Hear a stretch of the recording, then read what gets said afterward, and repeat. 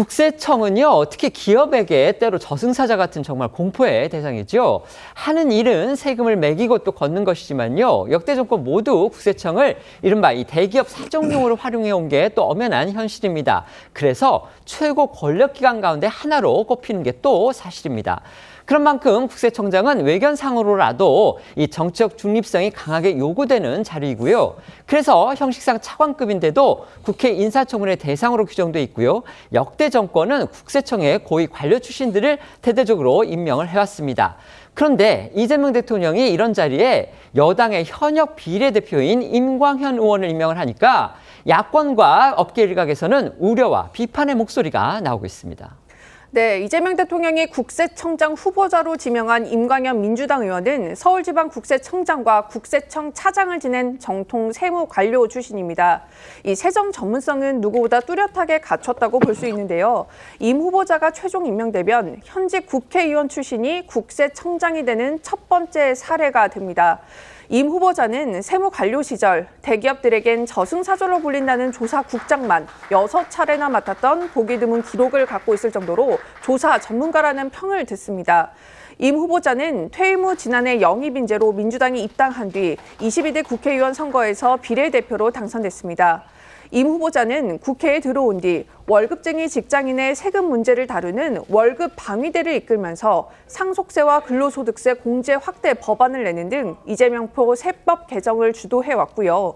이 대선 캠프에선 정책본부 부분부장으로 활동하면서 이 대통령의 경제정책 중심인 세제 공약 설계에 기여했다는 평가를 받고 있습니다.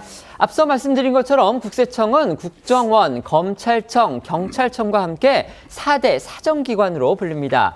그런 곳의 수장을 여당의 현역 의원이 맡게 되다 보니까 어느 행정보다 공평무사해야 할 세정이 이전 정권보다 더욱 노골적으로 권력에 휘둘리게 되는 거 아니냐? 이런 우려가 일각에서 제기되고 있는 겁니다. 네, 이 국세청장은요, 차관급이긴 하지만 인사청문회 대상으로 분류가 됩니다. 정치적 세무조사 논란 때문인데요. 이 정치적 중립성이 그만큼 중요한 만큼 이 국회가 검증을 한다는 겁니다. 지난해 윤석열 정부에서 언론사와 학원과 병원 등의 세무조사가 집중이 되면서 정치적 세무조사 이 논란이 불거지자 임 후보자는 이 대통령의 사교육 발언 이후에 학원가에 대한 긴급 세무조사가 대거 이루어지면서 이 조사권 남용에 대한 우려가 제기되고 있다라면서 국세청 세무조사의 정치적 중립성을 강화하는 조치가 필요하다라고 강조한 바 있습니다.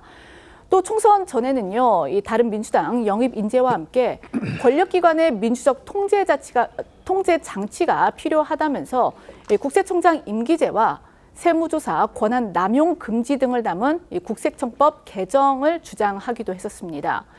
임 후보자가 인사청문회 등에서 자신을 향한 우려와 비판에 어떻게 대응할지 주목되는 부분입니다.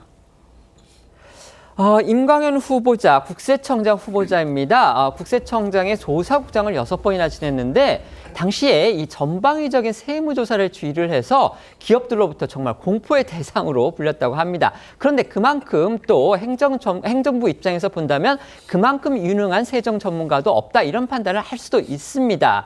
물론 이렇게 업무 역량 면에서는 누구보다 뛰어난 그런 분이라고 볼 수가 있겠지만 하지만 아까 저희 기자가 말씀을 드렸듯이요. 임광현 후보자 국회의원으로 활동을 하면서 국세청 세무조사의 정치적 중립성을 강화하는 조치가 필요하다 이렇게 얘기를 했고요.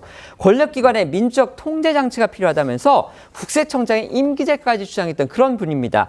그런데 이런 사람이 지금 이재명 대통령에 의해서 현역 국회의원 신분으로 국세청장 후보자로 지명이 된 겁니다. 이러니까 야권은 물론이고 업계에서조차 이게 과연 지금까지 해왔던 국세청장 임명의 어떤 그 정치적 중립성 보장이라든지 이런 원칙에 맞는 인사냐 이런 또 회의적인 비판과 지적이 나오고 있다는 겁니다. 어떻게 생각하십니까? 이제 임광현 후보자 같은 경우는 94년도에 공직 생활을 시작해가지고 2021년까지 27년 정도를 국세청에서만 근무하셨던 분이기 때문에 전문성은 두말할 필요가 없는 겁니다. 근데 국회에 들어와가지고도 상속 공제라든지 배우자 상속세 그리고 근로소득 기본 공제까지 그다음에 우리 국민들에게 정말 필요한 세무 행정의 어떤 혁신을 이루었다라고 평가하기 때문에 어떤 독립성도 좀 담보되었다라고 생각합니다. 그렇기 때문에 어떤 정치적인 성향보다는 업무의 전문성을 조금 인정해 주시면 좋겠다 이렇게 평가합니다. 네. 그러니까 정치적 편향성 논란을 무릅쓰고도 이재명 대통령이 그 발탁을 한 이유가 있겠죠. 저 이재명 정부는 지금 초기에서부터 재정 확대를 하고 있지 않습니까? 그리고 또 여러 가지 정책을 그 국가 채무만 가지고는 이것을 감당을 할 수가 없어요. 네. 국가 채무는 이미 1,300조가 됐고 GDP 대비 50% 육박을 하지 않습니까? 그러면 또 하나 방법이 뭐냐면은 세금을 많이 걷는 것인데 지금 임광현 후보자는 탈세 조사의 전문가입니다. 네. 그리고 이재명 대통령이 후보 시절에 이런 이야기를 한 적이 있어요. 지금 그 세금 체납이나 아니면은 이 탈세한 것을 정리만 해도 우리 재정에 상당한 여유가 생긴다는 말을 한 적이 있습니다. 네. 그리고 그때 나왔던 이야기가 우리 지금 탈세 규모가 2024년 기준으로 110조 7천억이에요. 네. 그럼 우리 예산의 거의 6분의 1을 차지하는 그 탈세 규모가 있거든요. 그래서 이재명 대통령으로서는 그 탈세 문제를 다 파헤치면 여기 이제 기업도 포함이 될 수가 있고 개인도 포함되겠죠. 그러면은 재정 확대에 여유가 생긴다는 그런 차원에서 아마 정치적 평양성 논란은 있어도 거기에 전문성이 있는 임광현 후보자를 이제 발탁을 한 것 같은데, 근데 실제로 작년 한 해에 그렇게 많은 규모의 탈세 체납액이 110조지만 작년 한 해에 거둔 게 2조 8천억 정도예요. 네네네. 그래서 이게 과연 실적을 낼 수 있을지, 그렇게 실적이 안 나오면은 어떤 무리한 또 수단이 동원이 되면은 네. 이것은 또 반발이 있을 수 있는 그런 상황이라고 봅니다. 네.